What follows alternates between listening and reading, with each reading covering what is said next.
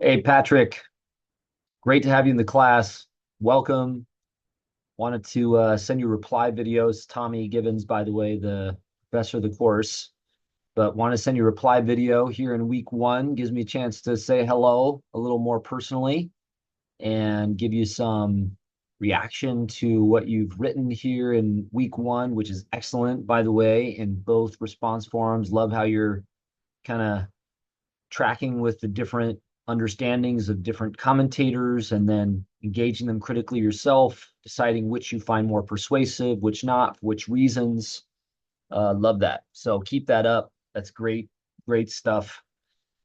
What you're highlighting here in the first forum on Paul's use of Habakkuk, I think gets at something important that Witherington is emphasizing in some ways, but that is that Habakkuk's words need to be meaningful in Habakkuk's generation, in the circumstances that Habakkuk describes.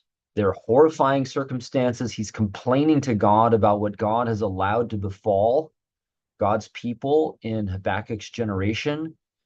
And so, what the word of the Lord delivers to Habakkuk and then through Habakkuk needs to respond to those circumstances.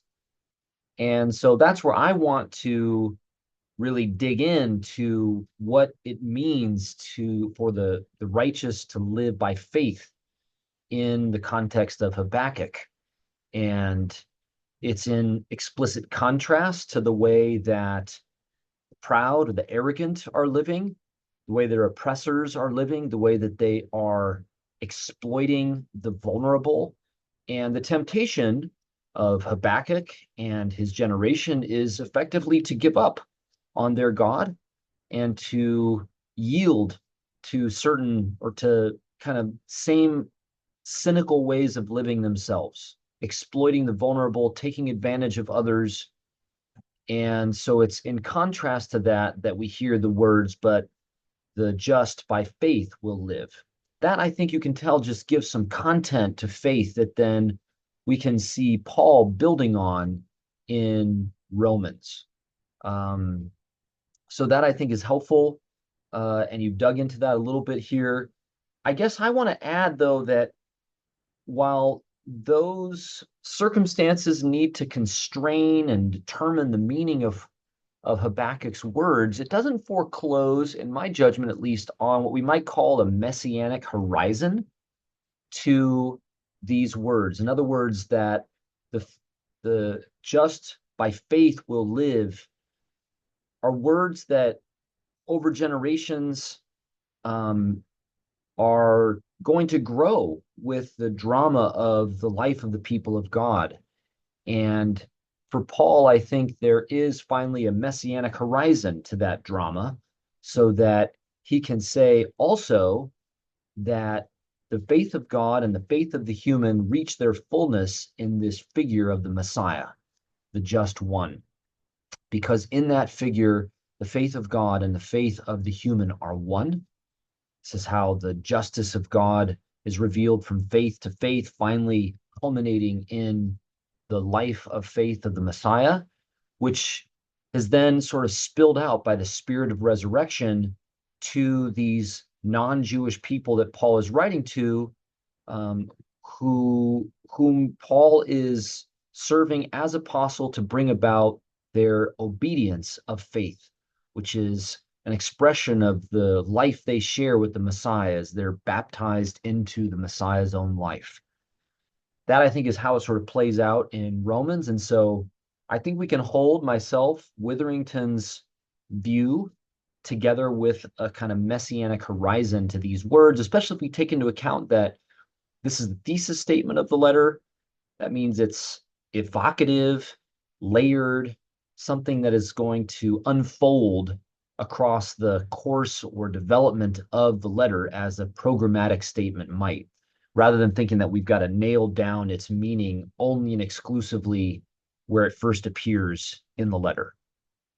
So just a few ways we could maybe build on some of the insights that you're uh, making so well here in the first response forum.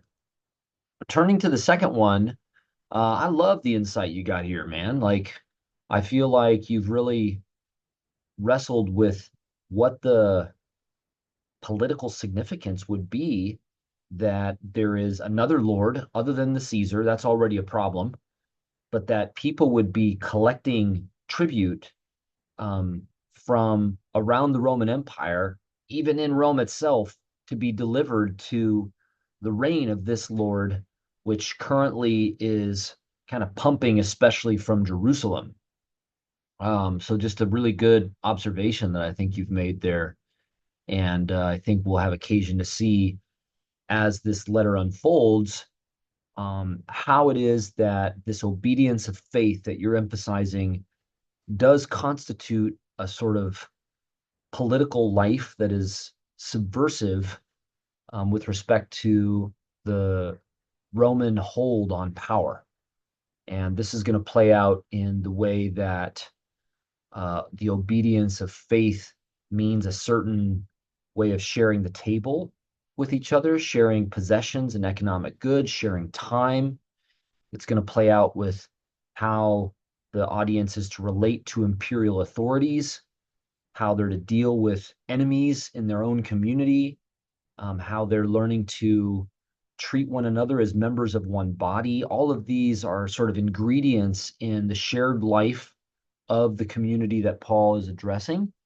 And that sort of shared life does have a kind of intrinsic political significance, and as such can be a herald of the end of the oppressive rule of governments like that of Rome.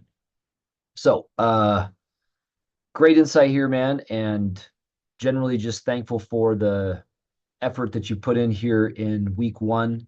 Looking forward to more conversation ahead. You don't need to reply to this video if you don't want to, but you're welcome to, of course. If you'll at least write received or something like that so that I know that you've received this video, it came through okay, and you were able to view it, that would be great. But looking forward to more conversation the rest of the summer. And thanks for your good work, Patrick, here in week one.